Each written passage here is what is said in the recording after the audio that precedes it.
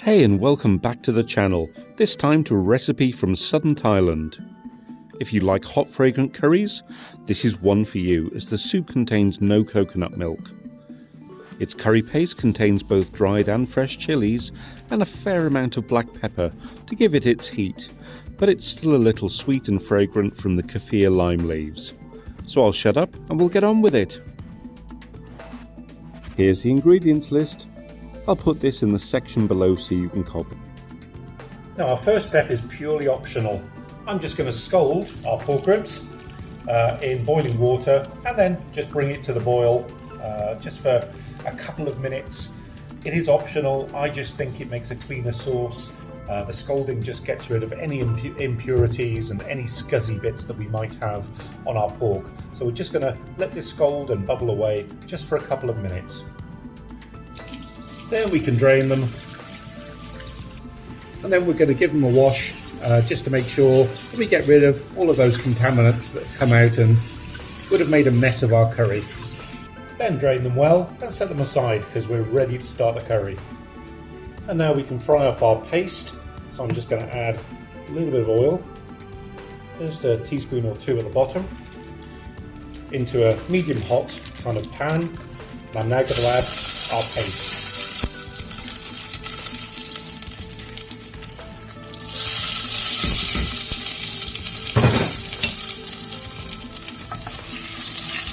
We're going to fry this off just for a couple of minutes to allow the oil to incorporate into the paste. So let's talk spice pastes. I travel extensively, I have no access to a blender or a grinder, so I can't make my own. So I buy my spice pastes in, usually from local lovely markets like this one up here. Now, no spice paste shaming on this channel, so if you want to buy your own in, do it. However, I will put a recipe down there if you want to make your own, if you've got access to a grinder. And also, frying develops all of the flavours and it brings out all of the aromatics in the paste. Now that's incorporated, in go the pork ribs, and a tablespoon or so of water just to loosen up the paste. And we're going to coat all of the ribs in that superb tasty sauce. And I want to cook these for 3, maybe 5 minutes, just so the meat becomes opaque. It's no longer translucent, let's put it that way. And now in goes the black pepper and the sugar. And as much water as this small little pot can fit. We're probably going to add to this, but I'm going to make sure that all the ribs are actually covered.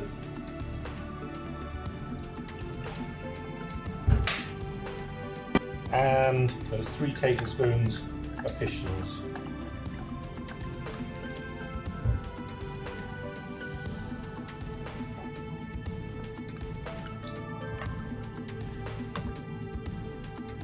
I'm going to partially cover this now. I'm going to let it come up to a simmer. It doesn't need to be a big boil, just a simmer. And we're going to start to cook the pork in that beautiful sauce. So now it's come up to the bubble. I'm just going to pop the lid partially on, and we're going to leave that. Oops, we're going to leave that for roughly an hour. I will keep an eye on it. I will give it a stir every now and again. But yeah, let's give it an hour. I'll add some more water if I need to as well. So that's our hour up. I'm just going to add the shredded kaffir lime leaves. I've taken out that tough stalk as well that you get in the middle. I'm just going to taste the sauce because I want to see if it needs any salt. Nope, that's fine by me. But if you need to, you add a little bit of salt, but that's fine for my taste.